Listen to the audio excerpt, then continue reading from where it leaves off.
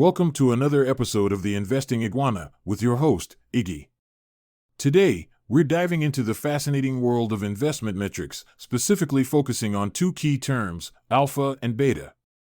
These terms are often thrown around in investment circles, but what do they really mean? And more importantly, how can they help Singaporean investors make informed decisions? Let's find out. Alpha and beta are two measures derived from a linear regression equation. If you're not a fan of equations, don't worry. We'll break it down in simple terms.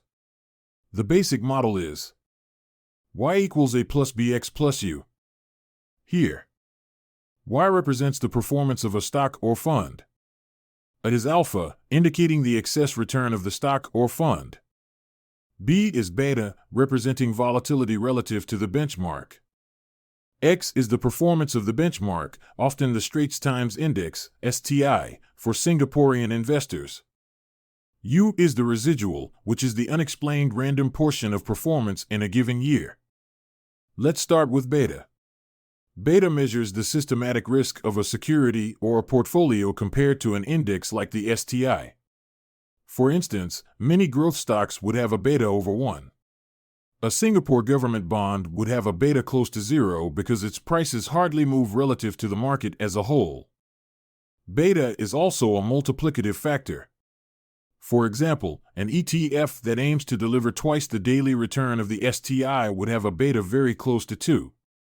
If beta is minus 2, then the investment moves in the opposite direction of the index by a factor of 2. Most investments with negative betas are inverse ETFs or hold government bonds. Beta also indicates when risk cannot be diversified away. If you look at the beta of a typical unit trust fund in Singapore, it's essentially telling you how much market risk you're taking. Beta is also a multiplicative factor. For example, an ETF that aims to deliver twice the daily return of the STI would have a beta very close to 2.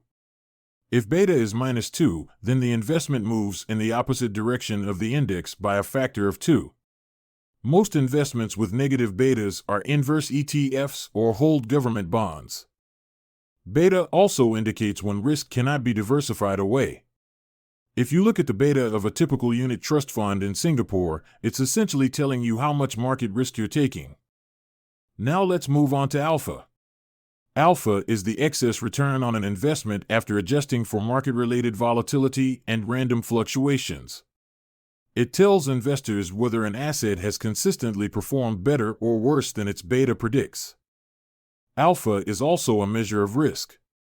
An alpha of minus 15 means the investment was far too risky given the return. An alpha of 0 suggests that an asset has earned a return commensurate with the risk. Alpha of greater than 0 means an investment outperformed after adjusting for volatility.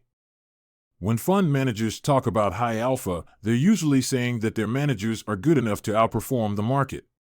But that raises another important question. When alpha is the excess return over an index, what index are you using? For example, fund managers might brag that their funds generated 13% returns when the STI returned 11%. But is the STI an appropriate index to use? The manager might invest in small-cap value stocks. These stocks have higher returns than the STI according to various models. In this case, a small-cap value index might be a better benchmark than the STI. There's also a chance that a fund manager just got lucky instead of having true alpha. Suppose a manager outperforms the market 1 year. Does this mean they have skill or just luck? This question underscores why it's essential to look at long-term performance and consistency when evaluating fund managers. That's all for today's episode. We hope this discussion on alpha and beta has been enlightening and will help you make more informed investment decisions. Remember, investing is not just about following trends, it's about understanding what drives those trends and making decisions based on solid data and analysis. Stay tuned for more insights from the Investing Iguana.